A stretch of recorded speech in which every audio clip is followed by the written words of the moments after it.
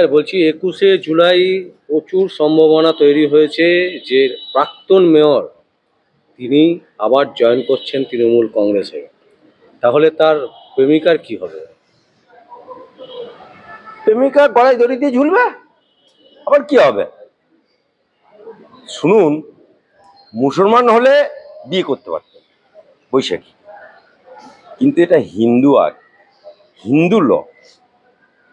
তাহলে শোভনকে বিয়ে করতে হলে, বৈশাখীকে বিয়ে করতে হলে শোভনকে করতে হবে আব্দুল জব্বার, আর বৈশাখীকে করতে হবে নাফিজা পারভীন, এফিডেভিট করে।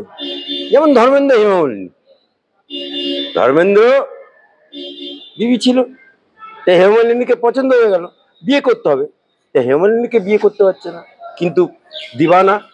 তখন ধর্মেন্দ্র এফিডেভিট করে মুসলিম ধর্মগ্রহণ করলো, হেমামালিনী ধর্মগ্রহণ, সেই মুসলিম আজও চলছে, ওটা তো চেঞ্জ করতে পারেনি, পারবেও না। আর চেঞ্জ করলেই দুজনে আবার ডিভোর্স হয়ে যাবে। ঠিক সেই রকম ভাবে শোভনদেব চট্টোপাধ্যায় আজ যে বৈশাখীর প্রেমে হাবুডুবু খাচ্ছে, এ অবৈধই প্রেম। ও তো আর কৃষ্ণ না, ও তো কৃষ্ণ না যে অনেক সখাসখি থাকে। কৃষ্ণের আমলে যদি এই আইন ফাইনগুলো থাকতো, তাহলে কৃষ্ণও শ্লীলতাহানির কেসে পড়ে যেত। কিন্তু আজকের দিনে বৈশাখীর সেও বিবাহিত, এও বিবাহিত, এটা হিন্দু জাতের সনাতন ধর্মের কলঙ্ক। না স্যার, যেটা আমার প্রশ্ন সেটা হচ্ছে 21শে জুলাই শোনা যাচ্ছে তিনি তৃণমূল কংগ্রেসে আবার যোগদান করবেন। এক্ষেত্রে বৈশাখীর ওপর একটা বৈশাখী তো সেই একইভাবে থেকে যাবে আলাদা, তো সেই জায়গাটাতে কি হবে সেইটা? তৃণমূলে জয়েন করলে বৈশাখী যে আলাদা থেকে যাবে, এটা কে বলেছে আপনারা? শোভনদেব চট্টোপাধ্যায় ঘর অপেক্ষা হবে, অর্থাৎ ঘর থেকে বেরিয়ে গেছিল ঘরের ছেলে, আবার কানন ঘরের ছেলে আবার।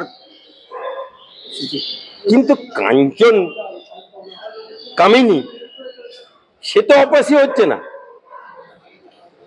ও রাজনীতি ভাবে শোভন করতে পারে।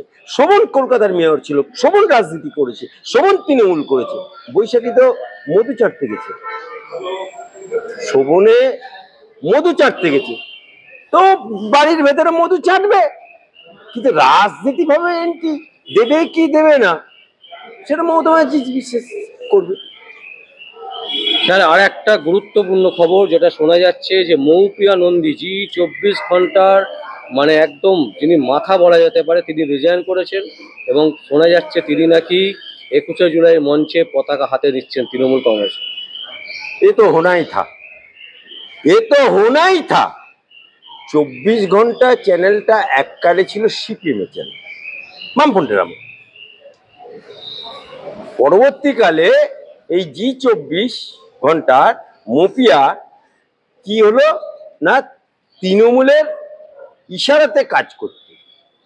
আজকে প্রমাণ হয়ে গেল যে মৌপিয়া একটা সাংবাদিকের চেয়ারে বসে, সাংবাদিক প্রফেশনটা নোবেল প্রফেশন, আমরা অ্যাডভোকেট, নোবেল প্রফেশন, কিন্তু মৌপিয়া যে সাংবাদিকের চেয়ারে বসে যেভাবে এক্স জাস্টিসের সাথে বিহেভটা হয়েছে, তারপরে জি 24-এর হয়তো কেন্দ্রীয়, জি 24 তো ওদের অফিস এখানে নেই, দিল্লি, বোম্বে, বোম্বের অফিস এই যে ঘটনাটা জাস্টিসের এক্স জাস্টিসের সাথে করেছে, হয়তো তাদের কাছে খবরটা গেছে, তারা দেখেছে এইরকম মেয়েকে তো রাখলে মুশকিল, এবং তারা তদন্ত করে দেখেছে এ তৃণমূলের কথাই এই সমস্ত প্রশ্ন, এই সমস্ত জাগানো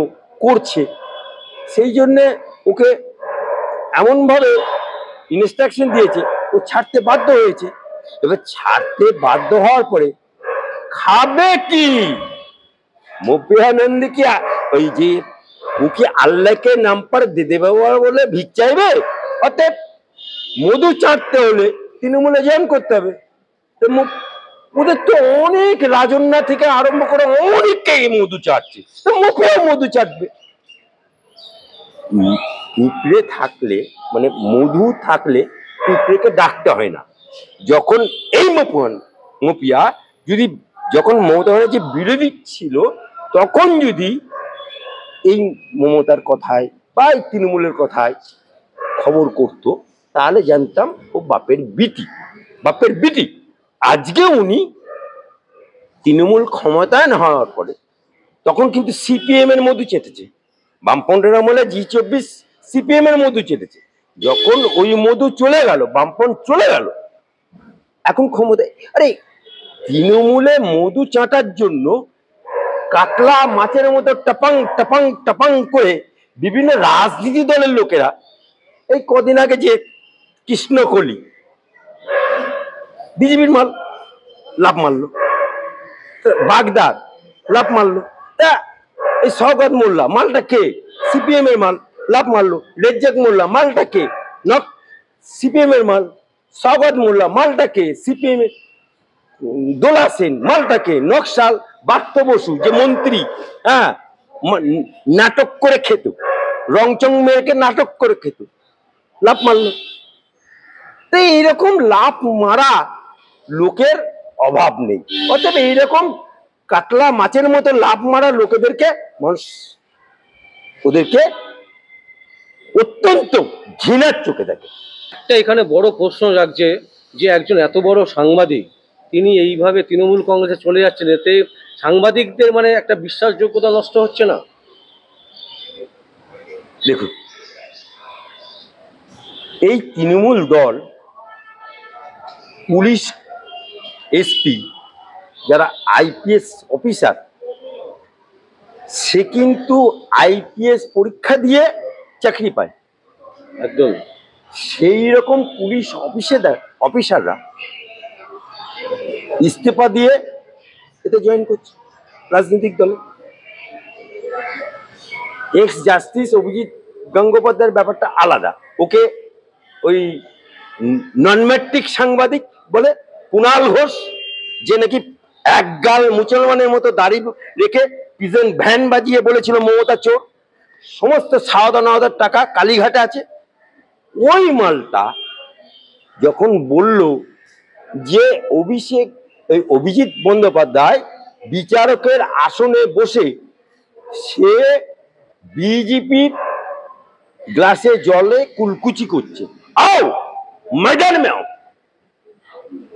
অভিজিৎ বন্দ্যোপাধ্যায় ওটাকে সেন্টিমেন্টাল নিয়েছে এবং সেই দিনকে উনি তার কিছুদিন পরে ইস্তফা দিয়ে উনি রাজনীতির ময়দানে এসে আও ময়দান মে আও, ওখানে যে নাকি বলেছিল কালীঘাটে আমি শুয়ে থাকবো, বাইরে থেকে কোনো দল এলে আমার বুকের ওপর দিয়ে কালীঘাটে যাবে, সেই কালীঘাটে শুয়ে থাকা পাঁটাটা এখন কি করে দেখো।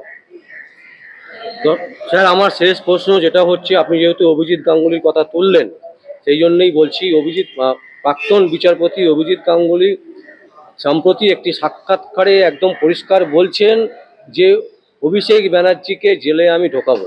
বলছি, এইভাবে সরাসরি চ্যালেঞ্জে যাওয়াটা কি ঠিক হচ্ছে? মানে এটা তো একটা, আচ্ছা, চোরকে কি চোর বলা যাবে না? ডাকাতকে কি ডাকাত বলা যাবে না? নিশ্চয়ই বলা যাবে। বলা যাবে কি যাবে? এই যে মানে আলালে ঘরের দুলাল, পিসিমণির ছেলে, না সরি ভাইপো, সেই ভাইপো আজকে বাংলার বুকে যত চুরি দেখছেন এবং যত আরাবুল থেকে আরম্ভ করে যত শিক্ষা, রেশন, সমস্ত এই চুরিগুলো আগে কিন্তু হয়নি, হয়েছে যখন এই ওর আলালের ঘরের দুলাল এমপি হলো, তারপরে সমস্ত তৃণমূলকে চোর বানানো, মুড়ির টিনে করে টাকা যেত, এ সমস্ত প্রুফ আছে। এই পাঁঠাগুলোকে তো এখন গ্রেপ্তার করেছে তৃণমূলে, মোষটা বলি হবে, ইন্তেজার করুন। না, আমার যেটা একটা বড় প্রশ্ন, যে কারণে বলছি যে যেহেতু প্রাক্তন বিচারপতিকে সরাসরি আক্রমণ করছে এবং প্রথম থেকে ওনার বিরুদ্ধেই কিন্তু তৃণমূল কংগ্রেসের পুরো দল উঠে পড়ে লেগেছে, এবং সেই ক্ষেত্রে ওনার মানে সিকিউরিটির একটা প্রবলেম হয়ে যাবে না, মানে উনি যদি এইভাবে মানে শুনুন, সততা বুকের একটা সিনার জোর থাকে। মমতা ব্যানার্জি লিখতো না সততার প্রতীক? মমতা ব্যানার্জি যখন বিরোধী নেত্রী ছিল, বামফ্রন্টকে হিলিয়ে দিয়েছিল, চুলের মুঠি ধরে ওকে রাইটার্স বিল্ডিং থেকে বার করে দিয়েছিল, নন্দীগ্রাম আন্দোলন, সিঙ্গুর আন্দোলন, রিজওয়ান যখন প্রেমিক প্রেমিকার লাক্স কুজির সাথে সেখানে আন্দোলন, তা উনি ওনার মধ্যে তখন সততা ছিল বলে আন্দোলন করতে পেরেছে। যদি সততা না থাকতো তাহলে কিন্তু আন্দোলন করতে পারতো না। সেই জন্য ওর নামের পাশে লিখতো সততার প্রতীক। আজ মমতা ব্যানার্জির দলটা সততা উঠে গেছে, সততা উঠে গেছে, এখন দুর্নীতিগ্রস্ত তৃণমূল দল হয়ে গেছে। তাই চোরের মায়ের বড় গলা। আর অভিজিৎ গঙ্গোপাধ্যায় হচ্ছে লড়াই করার লোক। আপনি দেখুন, অভিজিৎ গঙ্গোপাধ্যায় প্রথম জীবনে চাকরি করতেন, ওনার ফ্যামিলি ব্যাকগ্রাউন্ড দেখুন, সব বামপন্থী। উনি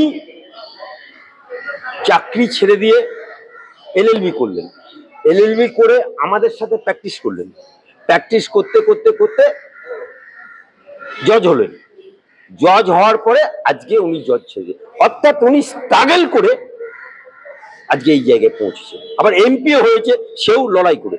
সুতরাং যে যোদ্ধা লড়াই করতে জানে, যে যোদ্ধা সততার জন্য লড়াই করে, যে যোদ্ধা মানুষের জন্য লড়াই করে, তার ডরনে কা বাত নেই। অসংখ্য অসংখ্য ধন্যবাদ স্যার। এবং আমরা আমাদের দর্শকদেরকে একটাই কথা বলবো, শোভন চ্যাটার্জি কোথায় যাচ্ছে বা মৌপিয়া নন্দী কোথায় যাচ্ছে সেটা আমাদের কাছে বড় নয়। মাননীয় প্রাক্তন বিচারপতি অভিজিৎ গাঙ্গুলি সুস্থ থাকুন এবং তার সাথে বাংলার মানুষ আছে, এটা কিন্তু একেবারে পরিষ্কার। এবং আপনাদের চোখ থাকুক সংবাদ আবির্ভাবে। আমার নাম বিশ্বজিৎ পাল, সংবাদ আবির্ভাবের জন্য।